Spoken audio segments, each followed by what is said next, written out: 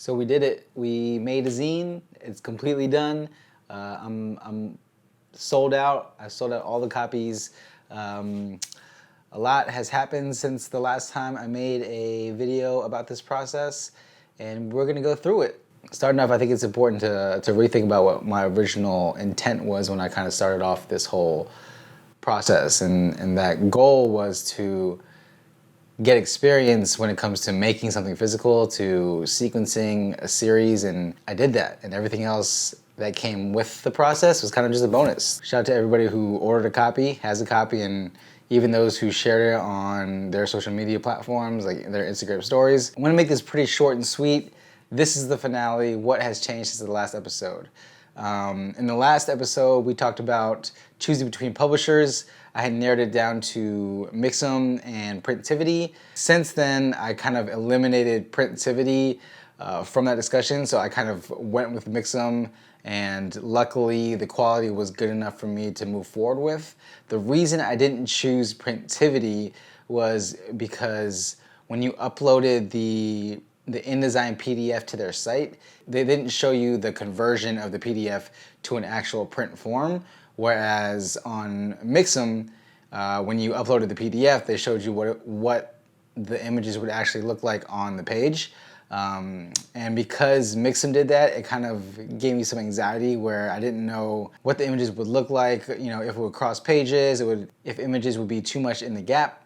So I kind of rolled the dice and just went with Mix'em. And when I got the proof back, it was good enough for me to kind of move forward with it. So everything worked out in terms of self-publishers online. So Mix'em gets a thumbs up in my book.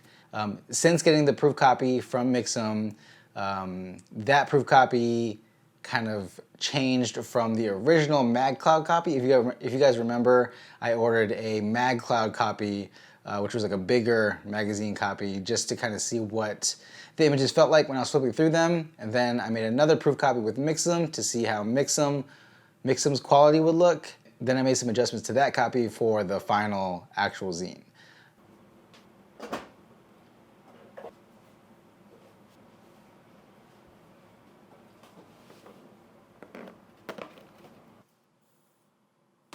All right, let's get into the numbers. I know some people are interested in like how many I sold, how much I made, what was the cost for shipping. So this is how many zines I sold. I printed 250, and then right here is the total gross sales in terms of US dollars. And here's the split between US and international orders. Shipping was interesting. International shipping was a bitch. It kind of costed me more than I had anticipated.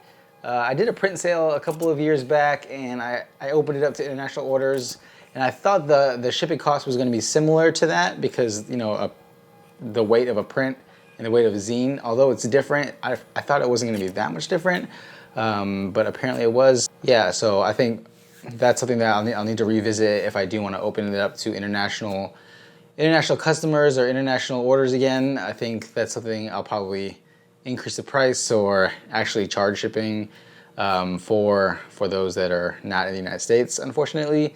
Also, I was using Shopify, and Shopify has fees and charges for every transaction. So this was the total Shopify fee for all of the orders, and this is the split between United States and international. Other than that, it's all kind of minimal stuff. This is how much I paid for all the envelopes. This is how much I paid for all the labels, the printing labels.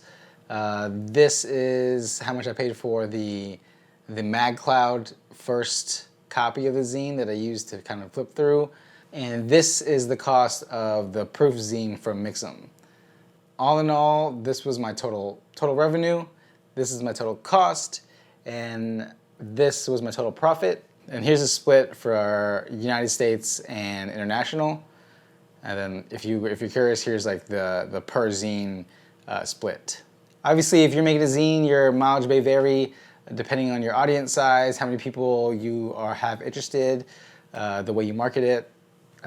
So, best of luck if your goal is to sell a lot of zines. I ordered 250 zines from Mix'em. Pre-orders came out to just over 200, and then I kind of rounded that up to 250.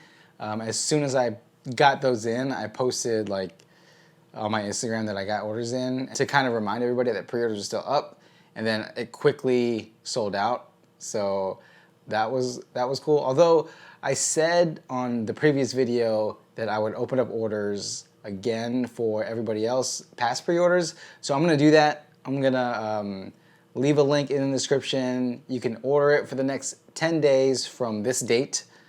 And then after 10 days, I'm shutting down orders completely. And this time around, I'm gonna bake in some of that international order cost into the price instead of making it kind of the same for both international and US. As you saw from the previous numbers, international shipping is kind of expensive. So yeah, hit the link in the description if you're interested. No obligation if you don't want it. If you feel like the price is too high, it's all good. If you are interested in getting the zine, hit that link in the description. Yeah. Yo, quick shout out to Gelatin Labs for processing and scanning most of the photos that went into the zine. Go check them out, show some love if you're looking for a film lab. They got drop boxes all around the New York City area, and more importantly, they plant trees for every order placed. So thousands of trees have been planted because of Gelatin Labs. Make it 1,000 more, make it 10,000 more. Go hit the link in the description, place an order, plant a tree. So when I think about things that I would have changed in my whole process for this specific zine, the first thing is the bind on the zine. I upgraded the bind on the zine to what Mixum calls like perfect binding, to where it kind of looks more like a book instead of like a stapled zine. It looks nice on the outside. However, it kind of makes the full spread images look kind of wonky, especially the ones that kind of need to transition from page to page. I think instead of upgrading into the perfect binding to where that happens, I might revert back to just the kind of stapled standard binding so that some of the full spread images, full bleed images look better visually when you kind of open it up. Another thing is something I already kind of touched on is the way that I handled the shipping situation. Instead of making everything free and making everything one cost, I would kind of lower the total price and add shipping on top of that depending on where the package is going. I thought it would be easier to do it the way I did it this time, but I think after going through the logistics of things, it's kind of easier organizationally to make the shipping separate. Other than that, I think the only other thing I really would have changed is just spending more time with the sequencing. Although I don't know if that much would have changed. Maybe I would have tried a few different iterations from scratch. Yeah, I think I just would have spent a little bit more time. Maybe let the entire thing marinate for a couple more weeks and change the iteration, and then do that again, and then do that again. But again, this time I was kind of on a time crunch. I wanted to get out a little bit sooner than later, even though I didn't hit my original deadline of getting it out before Christmas. Net would have spent more time on sequencing, which I do plan on doing for the next zine, next project. Yeah, and that's it, man. I feel like this entire experiment went pretty well. From me selling out to me just getting more experience in terms of sequencing. And seeing my work in the physical form as opposed to a phone screen or even like my computer screen, it's just a different experience, a different way to experience your own work. So if it's something that you haven't done, maybe consider doing it. But if you don't want to, you don't have to. Who am I to tell you what to do? Again, if you want a copy, I'm gonna open up orders for 10 days after this date. The window has closed after that date, and I'm sorry. But that's it.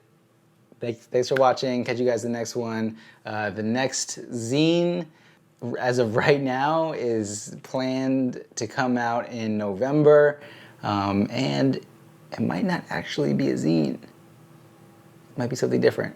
So stay tuned for that. Should be interesting. Catch you guys in the next one. Get out there, take photos, and just have some fun with it. Okay. Bye. Peace. Now when they see us in the streets, all they want to do is take